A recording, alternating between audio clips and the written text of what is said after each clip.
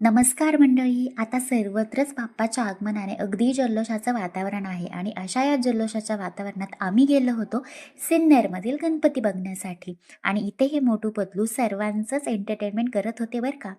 बरं मित्र हो, तुम्हाला माहीत आहे का सार्वजनिक गणेश उत्सवाची सुरुवात केव्हा झाली आणि कोणी केली? तर मग ऐका. सार्वजनिक गणेश उत्सवाची सुरुवात ही सन 1893ला झाली बरं का.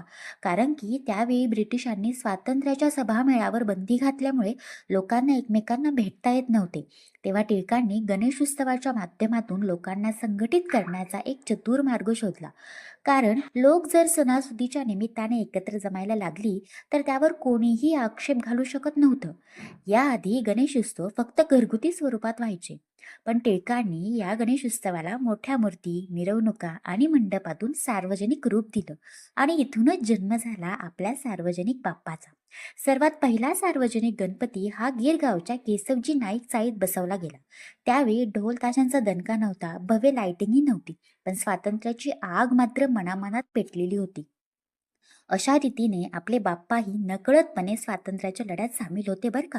आता हा उत्सव आपण खूप मोठ्याने साजरा करत आहोत, पण यामागचा लोकांचा संघटित करण्याचा हेतू मात्र आजही टिकून आहे. तुम्हाला ही माहिती कशी वाटली हे कमेंट्स बॉक्समध्ये नक्की सांगा. Thank you for watching. Okay, bye.